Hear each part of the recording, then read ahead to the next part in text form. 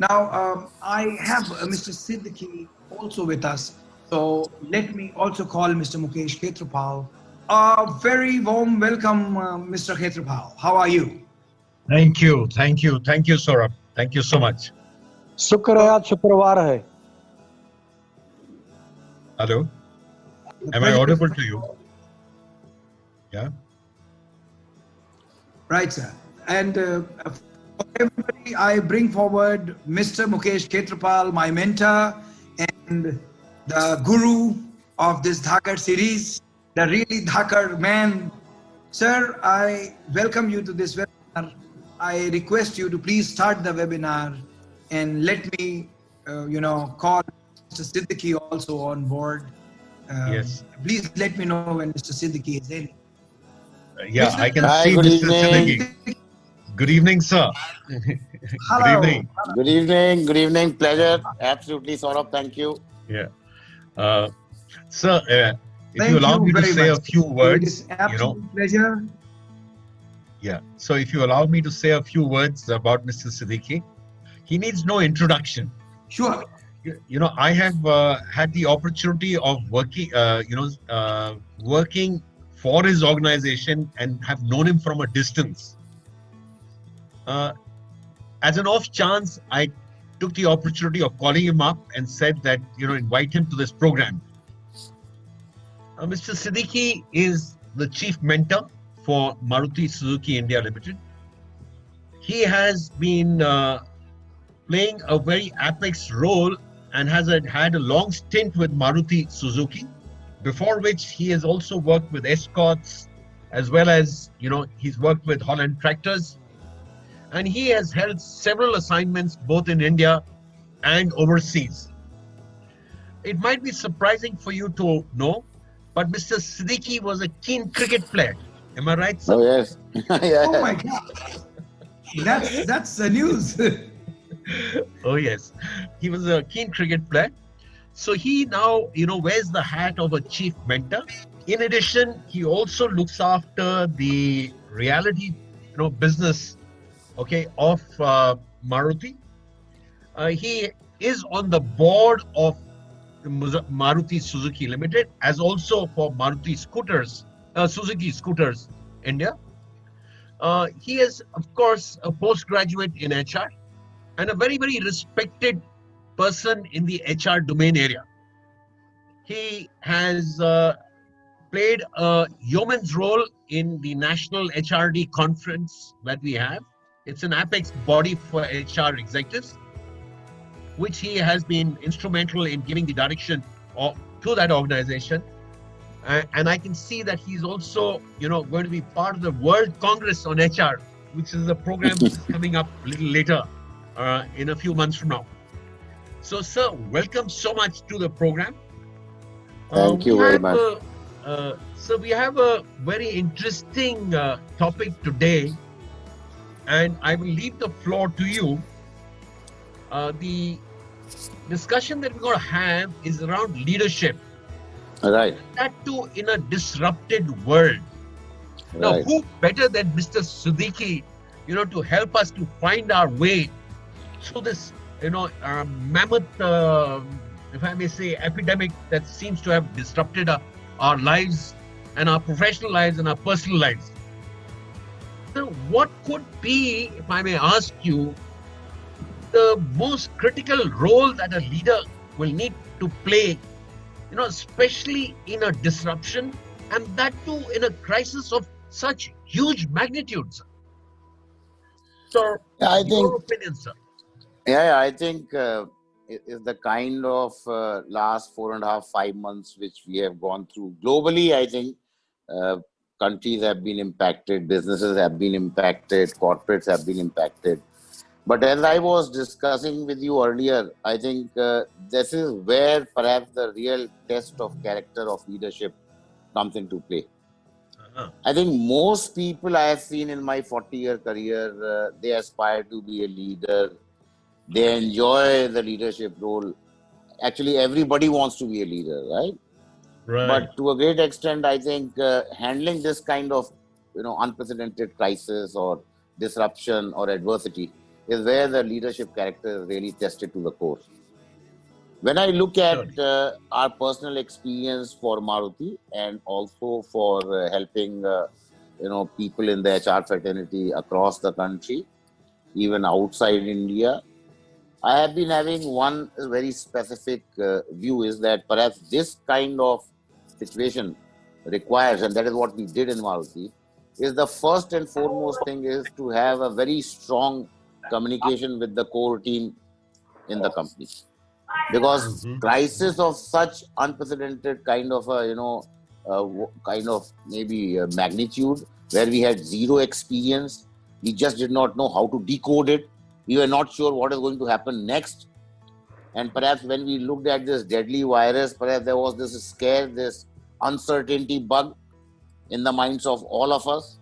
So I think what we did at Maruti and what I'm recommending is that the first leadership instinct should be to establish communication with the core team. Right. Second is perhaps to a great extent trying to create an assurance in the minds of the workforce. Very, very critical because they expect Mhm. in this kind of a unprecedented crisis leaders to show the way. And Right. therefore we have to be very, very clear into creating an assurance rather than creating mess or anxiety or scare or more confusion in the life of our workforce. In our case, almost 30,000-40,000 people. Right. The third perspective, I think, with the Japanese orientation, learning from our Japanese colleagues and head office Suzuki Motor Corporation Japan, was to set some direction for the future. In spite of this lockdown, confusion, pandemic, at least we must set some agenda for the future. So perhaps that agenda, perhaps I'll talk about a little later. And somewhere, perhaps when we are looking at this kind of effort of leadership, then we owe it to our 40,000 people that we decode this crisis. To a great extent, they will all look at you. 40,000 means 80,000 eyes will be looking at you and measuring you and evaluating you whether we can decode. Otherwise, Right. we are not leaders, honestly speaking, with zero experience. Mhm. So our effort was learning by the day and trying to decode piece by piece what exactly is likely to be the scenario. And to Right. a great extent, maybe lead the company towards creating a shared goal of bouncing back. Mhm. I think this has been the immediate reaction from our side in a very measured way. And I will refer this cricket learning to a great extent. Dhoni's way of keeping calm is not perhaps the last point which I am mentioning, but perhaps very, very critical because people will see the leadership and then they will derive maybe courage, they will derive assurance by our stance. So keeping calm, that is what we did.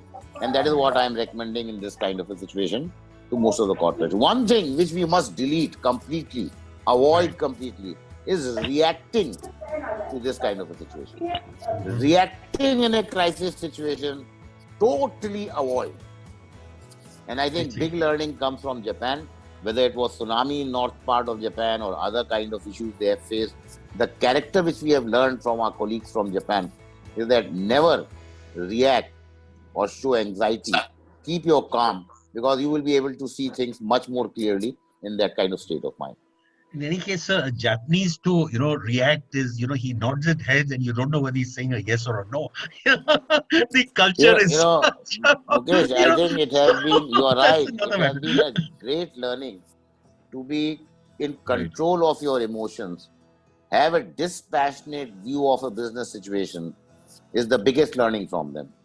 When we Sure. compared Indians, all of us, we are emotional chumps. So Right. our picture is so colored with the emotional quotient that we are hardly able to maintain a dispassionate stance into business decisions and business calls. This is the Right. biggest learning from our colleagues from Japan. No, giving them a sense of if I may say comfort in some ways, is perhaps very critical and so rightly put by you. But then what beyond this? Because surely, I mean, in such a massive disruption as is happening right now, even the leader himself, you know, perhaps doesn't quite know the clear path to negotiate in such a challenging environment? Yeah, Mukesh. So what I think my learning is, and which is now actual of the last 5 months, and when we are talking of this regular communication, so I'll give you a practical example. Every morning 9:30, the managing director and the top 30 people of the company, we are having a one hour 15-minute call every day without fail, except Sunday. Oh, I see. We may have business, we may not have business, we may have reporting, we may not have reporting, but this is the best example of distributed leadership, collective thinking Uh-huh. into Uh-huh. decoding this unprecedented crisis. Uh-huh. So different people will bring in different capability on the table. So instead Right. of one person or Mr. Bhargav, two persons deciding things, I think Right. 35 people were deciding things, trying to learn, trying to decode. But you are Yeah. right, there were no easy solutions, no magic mantras, no experience behind. No, So but together, collectively, we were trying to use this distributed leadership across the table to find out the best way of handling the situation. no, so well said, because it isn't as though the leader is the person who has the monopoly of the thought or a solution, but Yeah, since he's got a lot of able, people supporting him, and yeah, their viewpoints can contribute to finding a solution. yeah. Is that? Huh? We had those 35 people with different kind of age groups, different kind of business vertical experience, Right. different kind of perspectives and thinking. So I think Yeah. collective distributed leadership Mm-hmm. Mm-hmm. was Mm. one very good way of looking at decoding. Right. Right.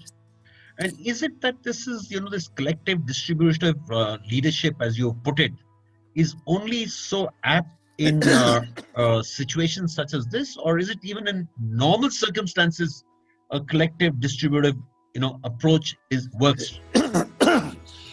Going forward, I think this is a huge learning. When we look at the digital potential, we are also looking at the potential of decentralized empowered teams. But in Right. Japan, this has been the kind of process which has been emphasized for many, many years. That Right. they do look at empowered teams, they do look at this distributed leadership, they look at this consensus decision making. Mhm.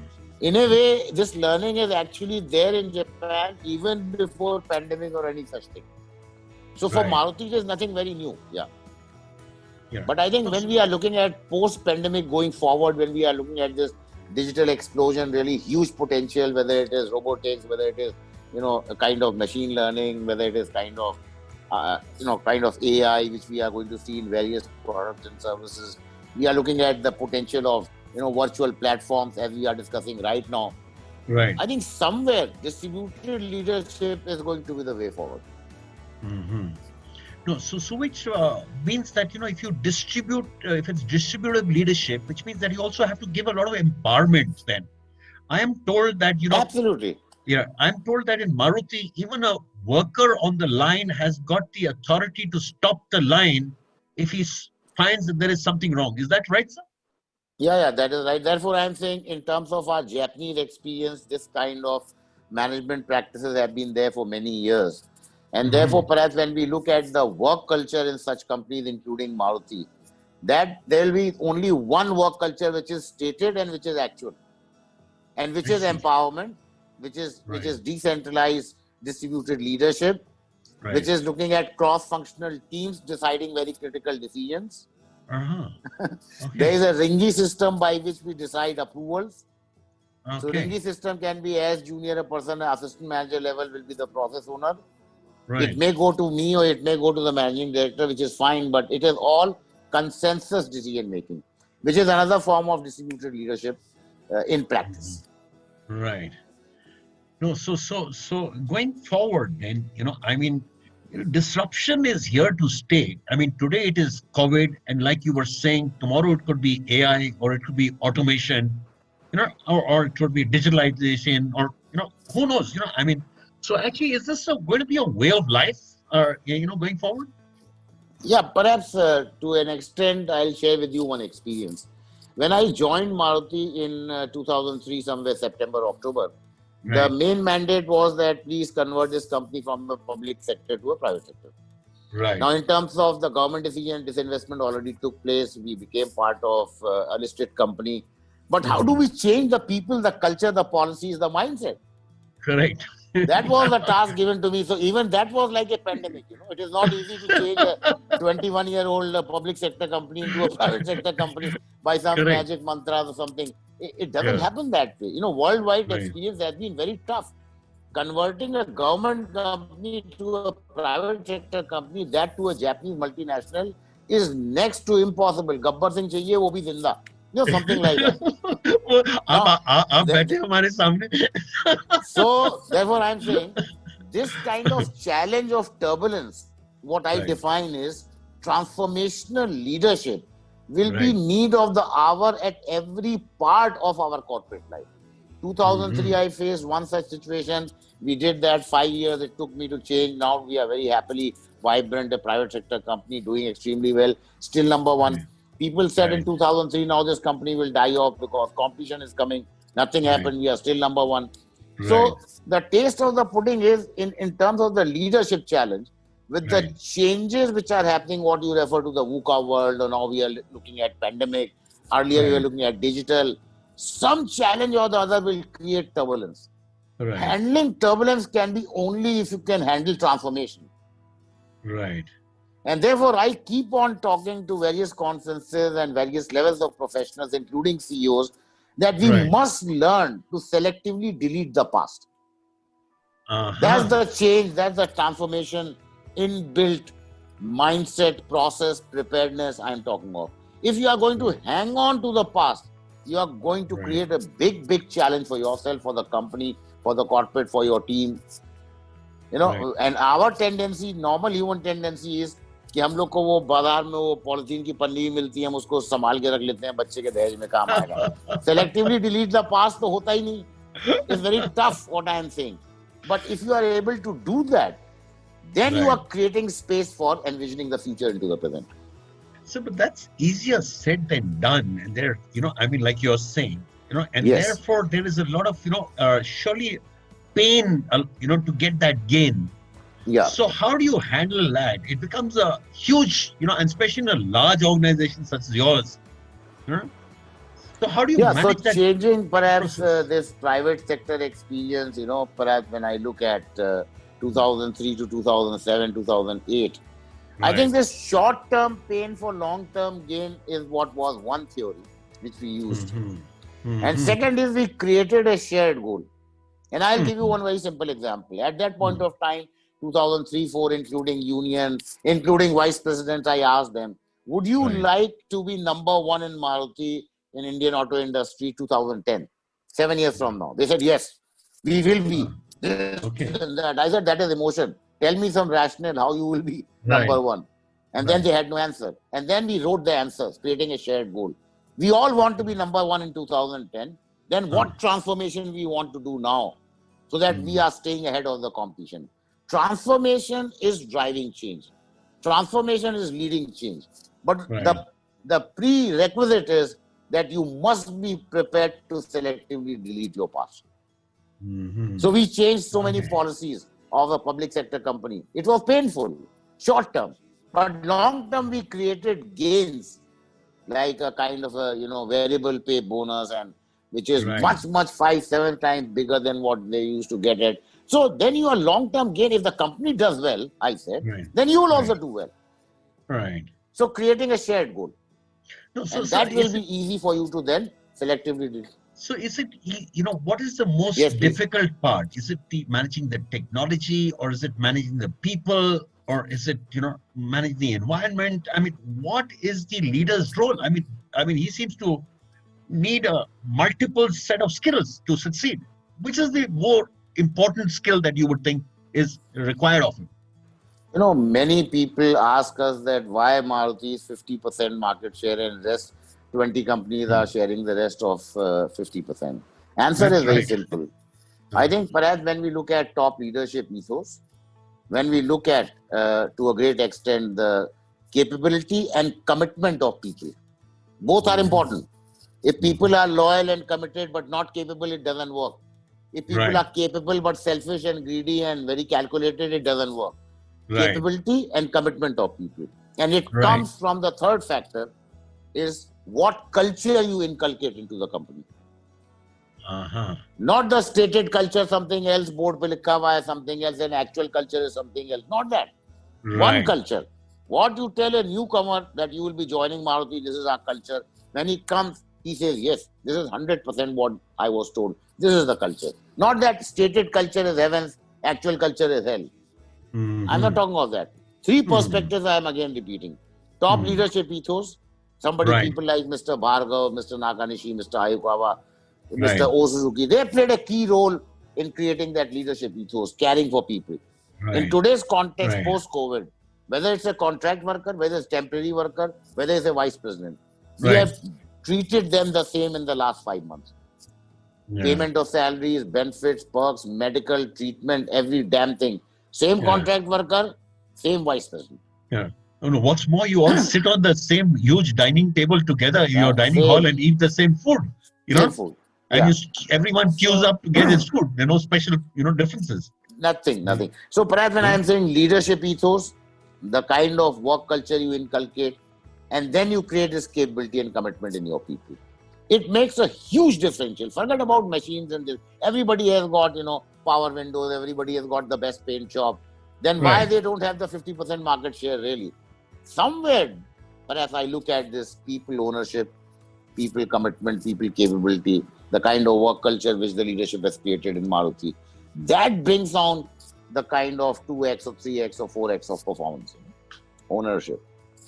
But then, sir, what you're also meaning is that managing the emotional quotient Yes. becomes critical for the success. No, but practically, is it possible? Is there enough space that is available to, apply the practicality of applying the emotional quotient? Or, how do you balance it? Because most people look at, top line and bottom line performances, and EQ is not a measurement on the balance sheet. Initially, I said everybody wants to be a leader and everybody thinks he is a great leader. It is not a fact. Right. Research indicates it is not a fact. When I look at leadership, there are three broad quotients which we must be consciously sensitive about.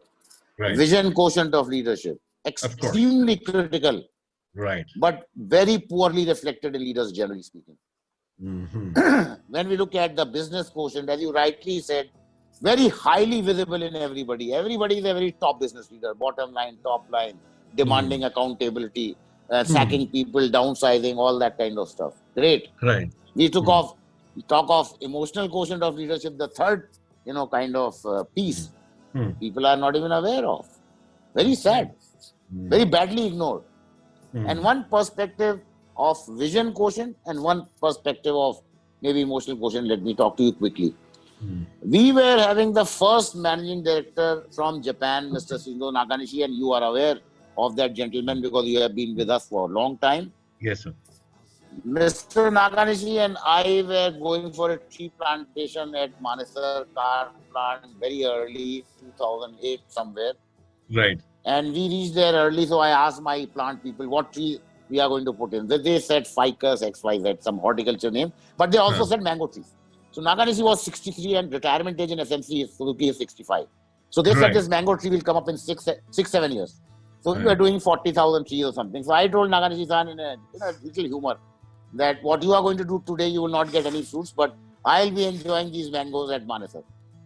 So what Mr. Nakanishi replied to me from that vision quotient I am talking made me feel so small and embarrassed that day.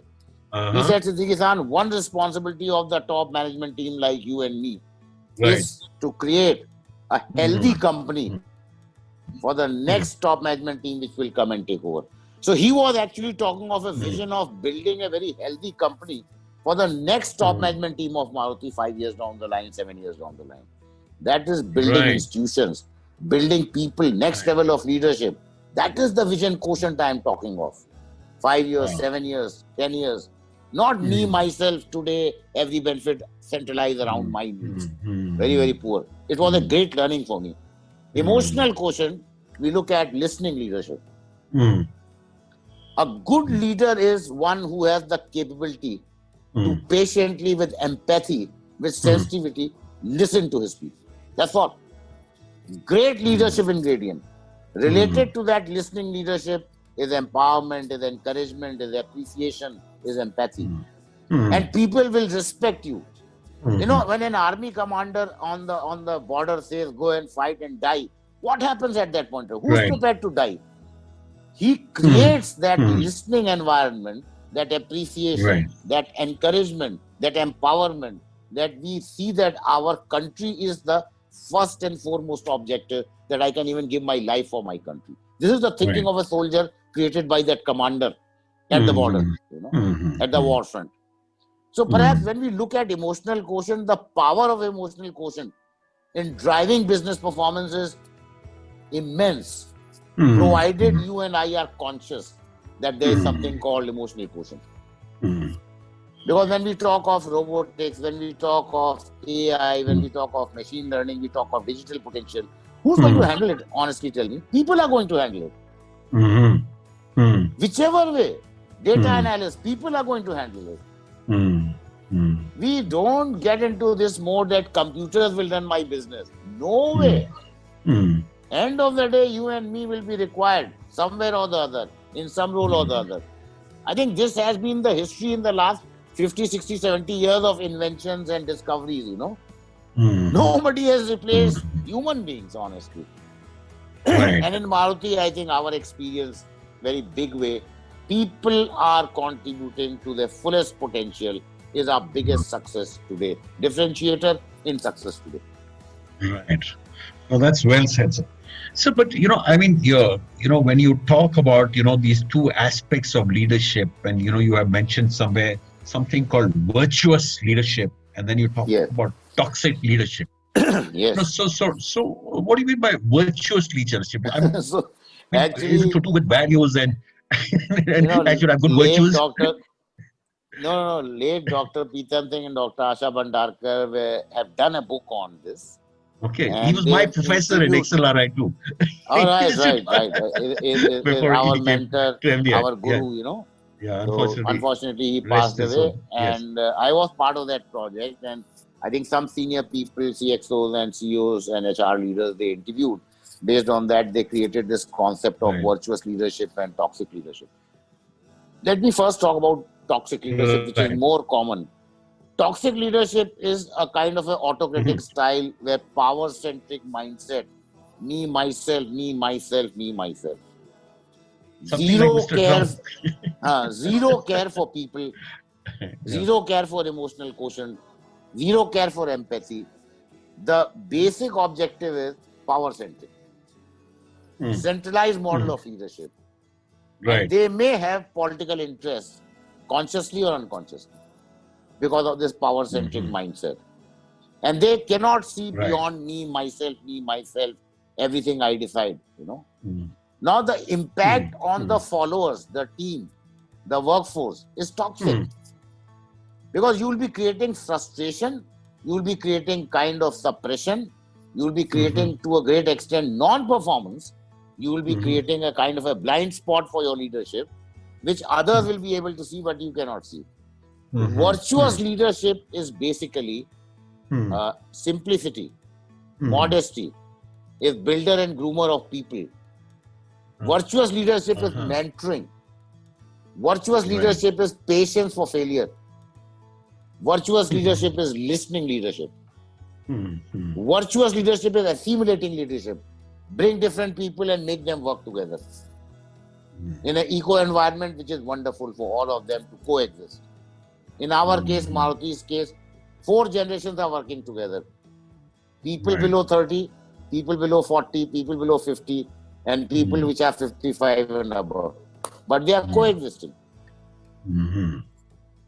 So these And are, unfortunately, Mukesh, toxic leaders, they mm. do not know that they are toxic leaders. The problem is there. But then you have to be a driver some point in time, which means you have to step on your few toes, to get your this thing. You can't be a virtuous leadership all through. It is these are big words. In reality, it becomes very difficult to kind of live the life of a virtuous leadership.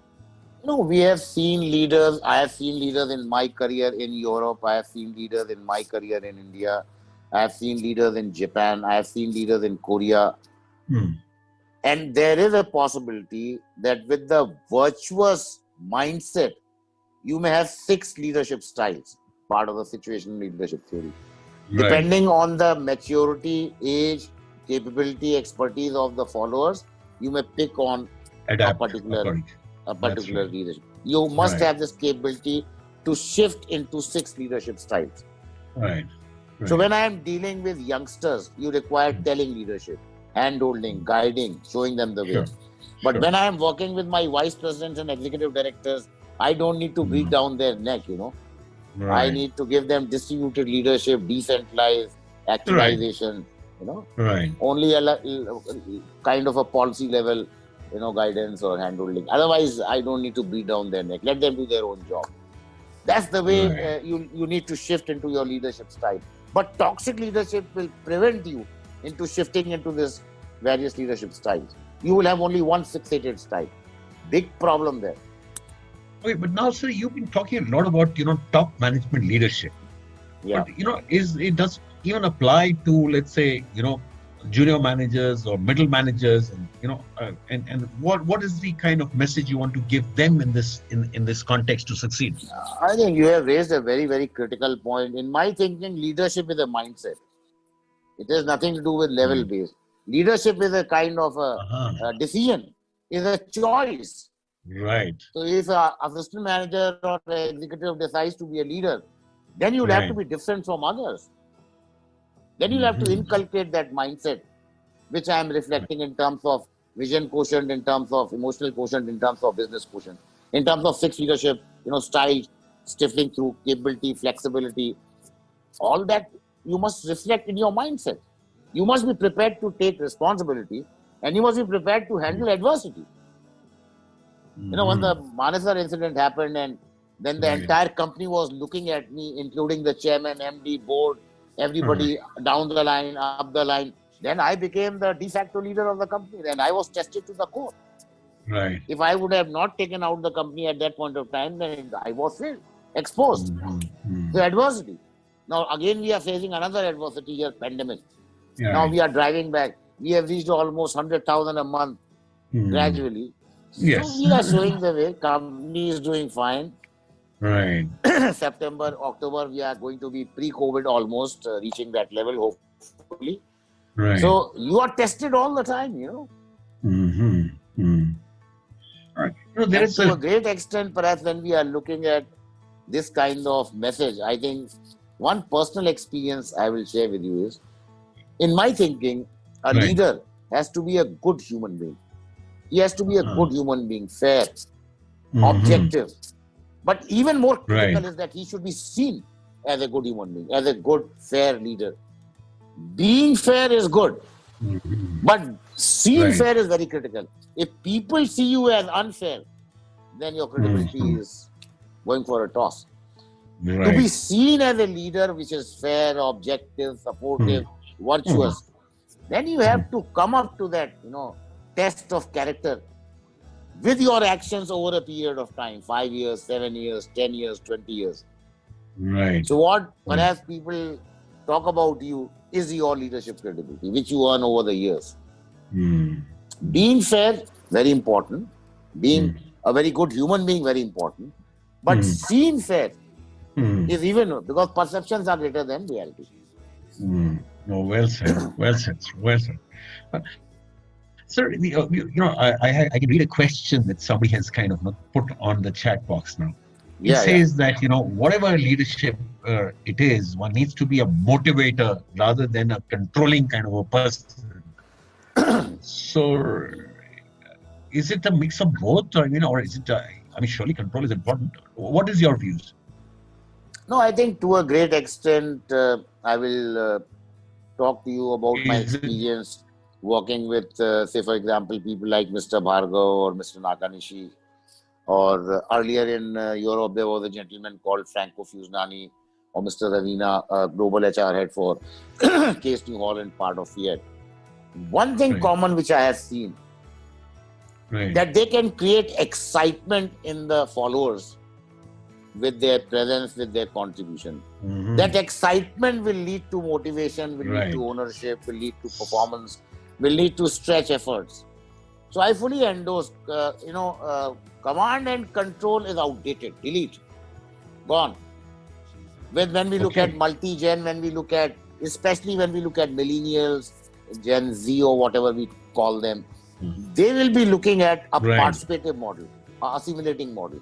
They will look at excitement when you empower them. Mhm. When you give them experimentation, patience for failure, Hmm. they'll be motivated to work for Hmm. you. When you recognize them, appreciate them, listen to Hmm. them, they'll be Hmm. motivated to work for you. Command and control is out, totally out. So controlling command and control is resisted now. Hmm. And Oh, many that's people right. have been talking to me about post-pandemic, post-COVID, digital, what will be the kind of new DNA of leadership. Right. Assimilating leadership, ethical Uh-huh. leadership, simplicity, modesty, that will work. Hmm. And therefore, whoever has asked this question, I must appreciate his thinking. Motivating people is the crux for leaders for tomorrow. Hmm. Which you're saying, can be formed from energization or excitement, so that he Yes. kind of looks forward to his job, and that's how you can create that environment for him. Is that right? Environment for him with your kind of flexibility, with your kind of mindset of being a follower at times, let them lead, issue-based leadership, listening leadership, appreciation, empowerment, encouragement, patience for failure. This is what we do in Maruti day in and day out. Just Right. before your session, I had a review, So, 1.5 hour review of very senior people, and including one or right. two of our Japanese colleagues. Then you have to be having a lot of patience to listen to them.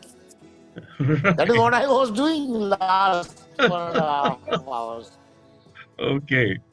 No, but Not making sir, any cars or not everyone selling can't any be a cars, but leader. actually listening to people.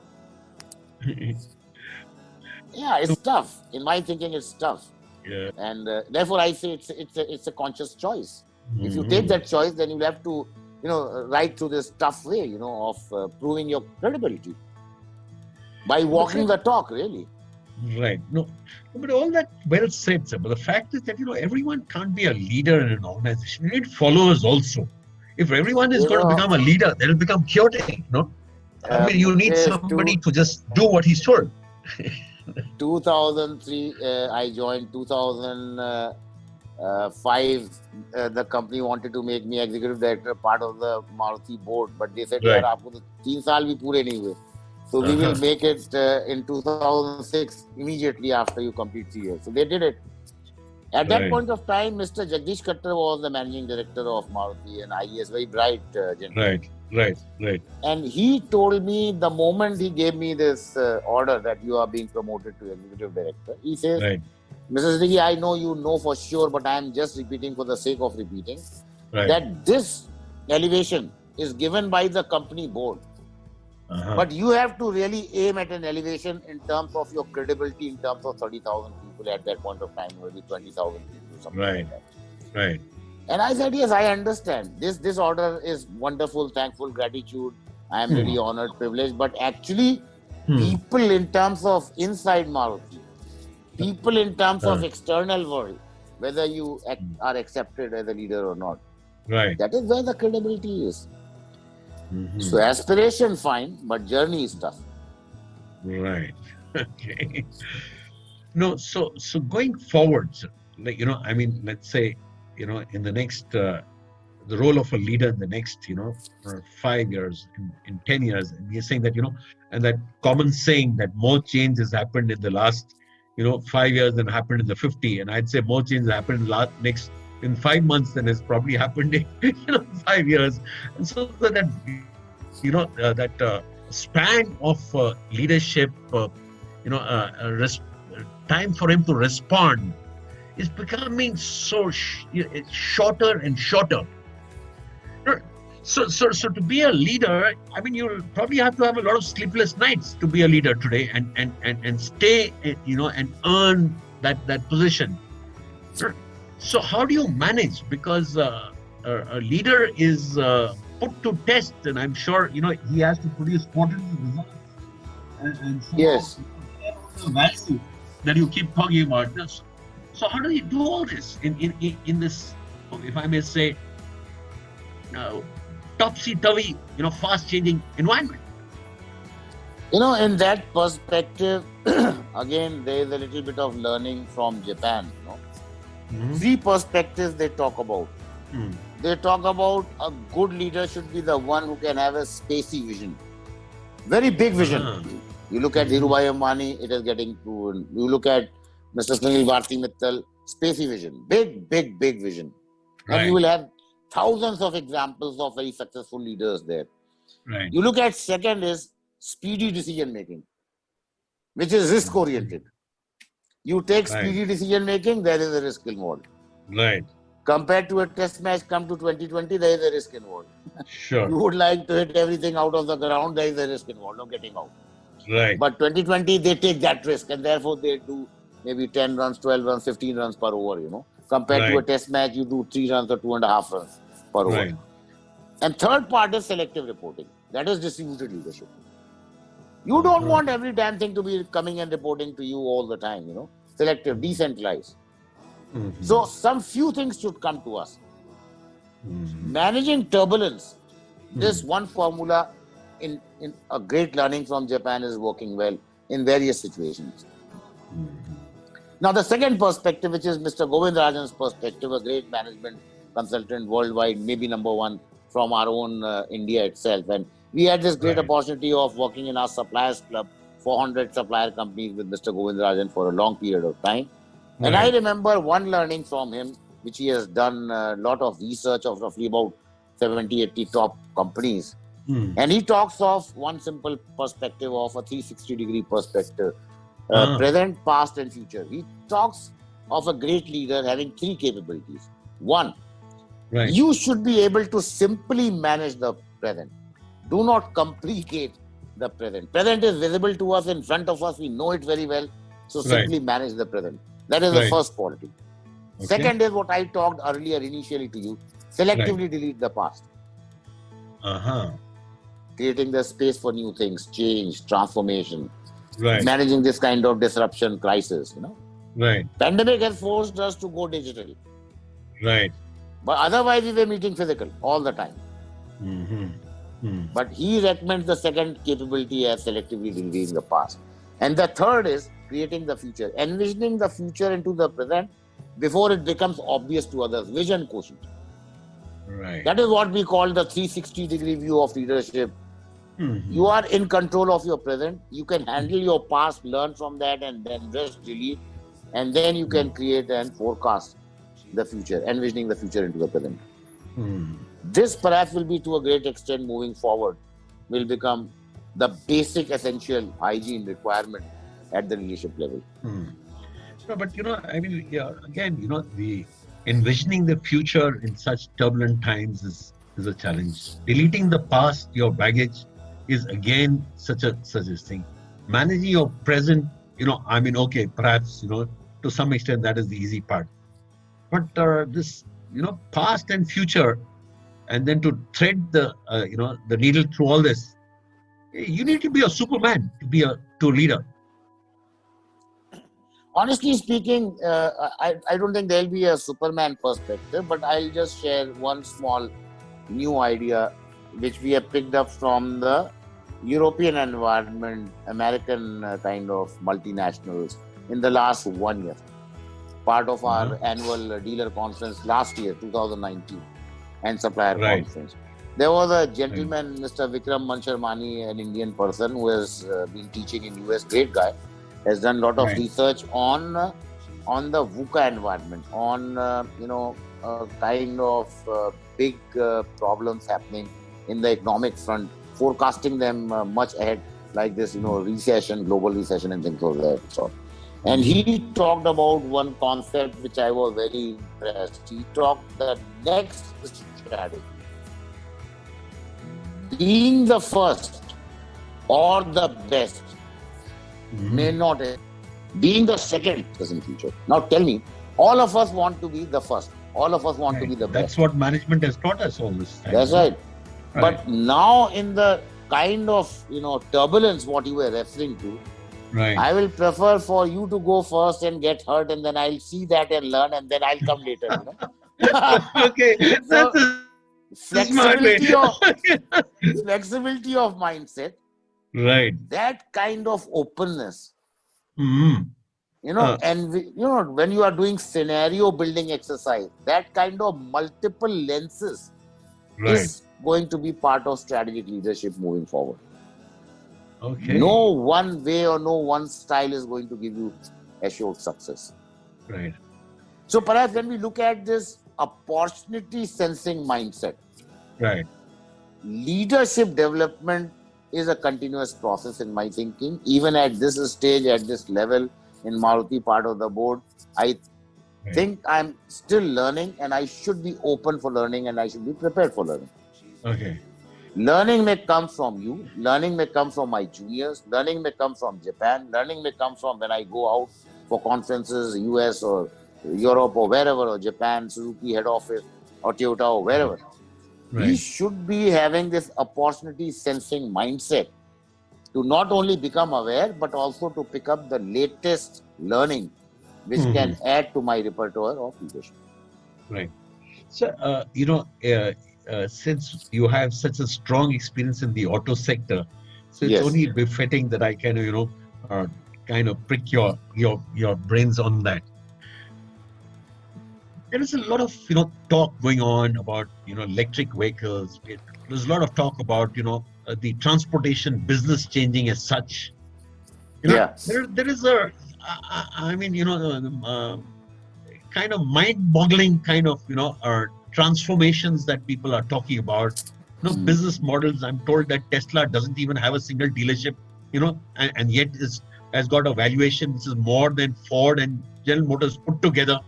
Yeah. So what is your, I mean, if I may ask you to take a peek into the future on the auto sector, what is your view, and how is the leadership team being able to kind of grapple with all this, because it's not a small shift. It's a, if I may say, tectonic shift that is likely to hit us at some point in time. Yeah, so Mukesh, I am repeating myself. I said transformation is going to be part of the leadership strategy for future. You said turbulence is going to be part. Perfectly fine. Right. And I did mention selectively deleting the past. कब तक आप लोग ये petrol और diesel की गाड़ियां चलाते रहेंगे, पहली चीज थी. So we are resisting. We are saying no. We must continue. We don't want to go to electric vehicles. Right. But my thinking is, and our thinking is, seniors which I have interacted, that there will be a customized selective transition from the current fossil fuel cars to electric vehicles. But it will be wrong to visualize that it will happen overnight. It will not happen overnight. It will most ideally happen over the next 2 decades. Right. And there are challenges. We need to decode the EV design first of all. Right. And in the Indian context, we need to customize the EV design. We need to bring in a lot of localization to bring down the pricing. Right. A normal car, 4-5 lakhs, if I convert to EV, will go to 14-15 lakhs. We have to bring down that for the customers to be able to afford it. And we'll have to also look at that whether we'll be able to make the customers equally happy. What they have been, in the past, they have been very, kind of habitual of using fossil fuel cars for certain uses, driving 400 kilometers or something. Whether the electric vehicle will be able to give him this free hand to drive 400 kilometers in one fill. So there are challenges, but there will be this transformation. We cannot resist this change at all. This is a global phenomenon. We will also go. However, just blindly following Tesla is not the right thing. In the Indian context, I think we must have our customized strategy, how we are going to convert from fossil fuel to EVs. That journey, in my thinking, will be a longer journey. Right. But that journey will happen. The start is already there. But we'll have to go step by step. That is the Japanese way of learning. In such an environment, you see, the fact is that, let me take the example of Jio and Bharti and Vodafone. Yeah. Here was a company that came in, and they came in with, maybe a 4G technology. Yeah, They did not have the baggage of a 2G or a 3G, you know, yeah, and they didn't have the baggage of, you know, whatever the typical classified model of pricing, etc., and, you know, the product that they were offering. And so they were able to kind of steal you know, a march ahead because they didn't have that, go through that unlearning experience, if I may say.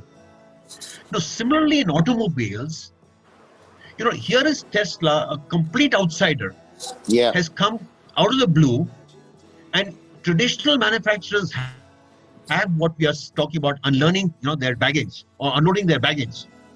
So is it not do you think that, you know, tomorrow you'll see outsider companies walking in because they are able to negotiate this, you know, or overcome this baggage factor and step into this, you know, new world?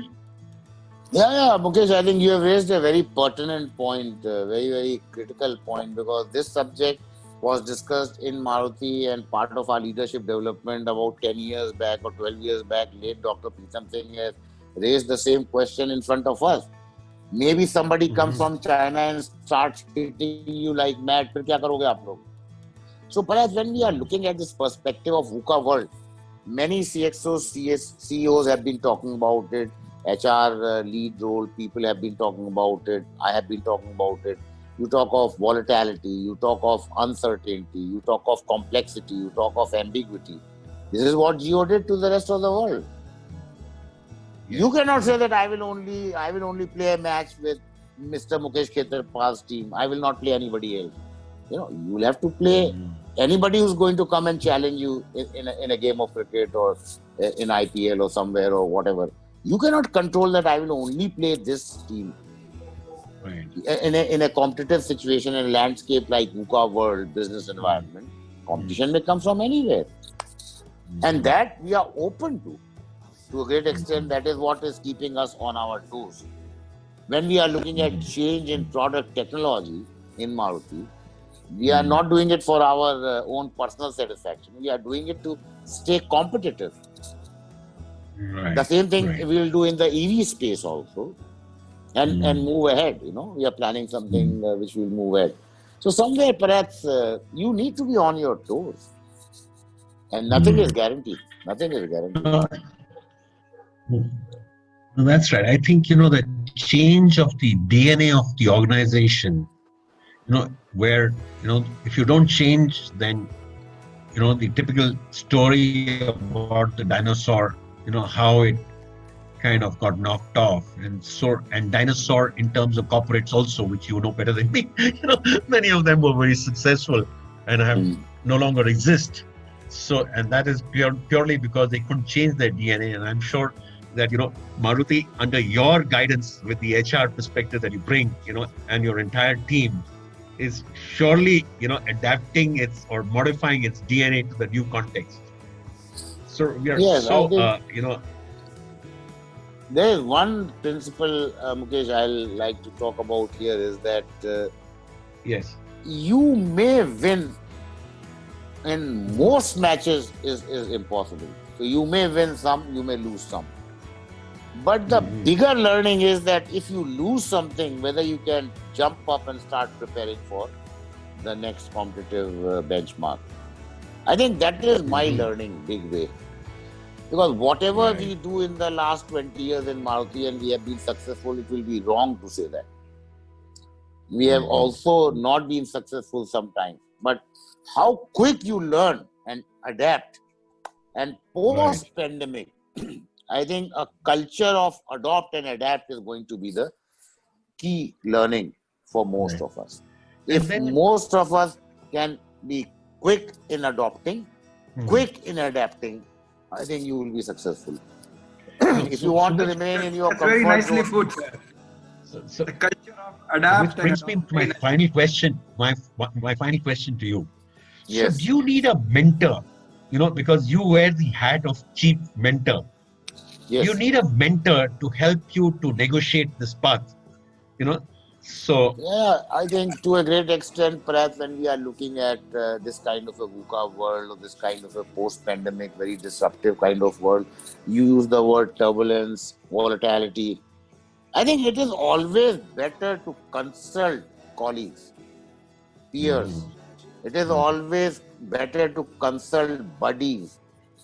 But it is always better when you are looking at a kind of a strategy or growing up or your aspirations to be a leader, to have a mentor.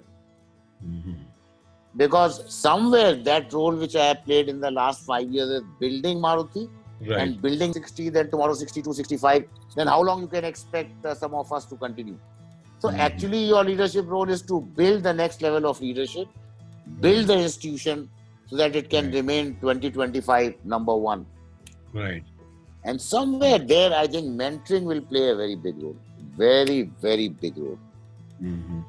Instead of experimenting and going by default and getting bumped somewhere, I'll prefer to be guided by some mentor or something so that I don't have to repeat their mistakes, or their kind of learning can come easily for my guidance and for my... and that is what I learned from Dr. Preetham Singh, as I mentioned again and again, our mentor, our guru. Or Yes. people like Mr. P. Dwarkanath has been a great distance mentor for me. That you have to have that kind of, support coming in. So are you saying that, we should, to the audience here, we should all try and find somebody that you can consult with and weigh your thought process? Oh yes, And that can only benefit you. consulting, open for learning, opportunity sensing mindset is all indicating towards this kind of a learning mindset. Modesty, and somewhere, you are collaborating with people. These are qualities which are going to take you much ahead career success than the erstwhile model of what we have been habitual of. No, so, sir, thank you so much for your enlightening, Entirely my pleasure, Mukesh. Very happy to Which be will part make of us this think, evening. yes, sir. Or any parting words that you'd like to leave this audience with, before we kind of, Yes. I this think session, because in my we're coming entire towards the end. career, 40 years plus, I think three things I will give tremendous credibility, and therefore will request if people can consider this. Ethical perspective is going to be the backbone if you aspire to be a leader. Very strong ethical perspective I have maintained. That's my strong belief. Second perspective is when we are looking at, I have always maintained a sportsman spirit. I don't get into egos and all those kinds of things. I have come here to, work with people, build a big organization, build big success. So there cannot be any personal issues of egos. So sporting spirit, teamwork, collaboration, I think that is going to be critical. And I have built in building people relationships. So people who have worked with me last 40 years are really part of my friendship, family till date. I do not believe in having deceptive relationships that you work for me and then by evening I don't even know you. Sorry, I am not on that kind of a mold. But I think it has worked very well for my career. Building relationship. Three perspective. Ethical perspective. Looking at the sporting spirit which comes from cricket. So I don't get hassled here and there. You lose sometimes, you win sometimes. There is no ego, nothing. And third is building relationship. It works in my thinking. No, I think, so my best wishes. No, thank you so much. I think, sir, you are the living embodiment of what you have, shared with us. I have watched Mr. Siddiqui from the sidelines, but he is actually, all that he has said, I have seen him, kind of live that, like he said, walk that talk. Yes. So I'm sure, sir, you're a source of inspiration to all of us. And thank you so much. We Thank actually you. we've been Thank hosting you very this. much, sir. We're very fortunate to have you on this program today. Actually, we've been hosting these webinars, for the last every week on Friday evening, and your session is especially special to us. We kind of, try and since we are in the learning and development space, we try and get people like yourselves to come and share their experiences and viewpoints. And the perspective is to try and help the participants to get better in what they do. It's a completely free webinar. Of course, we offer a more intensive webinar also, which is, of longer duration, which is we do run some leadership and sales models. But thank you so much. And I would I like think to say Mukesh, a there's message, one to the request. audience that if you There's, want to, yes, sir. there's one request. I see some questions on the chat. If you can put it on my email, I'll personally reply. You can, reply back. Oh, that to would the be participant. wonderful, sir. That would be Oh, wonderful. that what reminds me, sir. Yeah. Thank you very much. You have heard Mr. Siddiqui would be taking some time out, so I request you, please leave your email address on the chat box along with your question, so that we can get back to you. And there are two learnings that I can very prominently see. At the beginning of the webinar, Siddiqui sir has said that leaders have to be ethically very good. You have to lead from the front. And the second thing that he told us, that there has to be a sportsmanship, which young leaders like us probably would be taking. Thank you, Siddiqui sir. A lot of good learning that we have. Thank you. I request you, sir, this is again a platform on behalf of Indus. As the head of the staff, I request you to please spread the word. This Dhaka series that we run is a totally, initiative for, bringing the status and knowledge level of training fidelity on a second level. With a prominent speaker like you and an influential personality, it would add another feather in our cap if you can, speak a little bit about Will be a pleasure. Yeah, sure. Thank you. Sure. Thank you so much, sir. Thank you, Thank you, sir. Good night. Thank you very much. Thanks. Good night. Honorable Desa. Yeah, once more to the participants, kindly leave your email IDs so that we can get back to you. We would like to kind of stay connected with you and bring you more such programs. So if you've not already shared your email IDs, please, put it on the chat box right now as we are speaking. We want to kind of, help you to get better at what you're doing. Our purpose is to bring you many more such programs. So look forward to seeing you in our future sessions. We've got a WhatsApp page, and we are reach out to you. So if we have your contacts, then we'll be able to kind of connect with you. So thank you so much.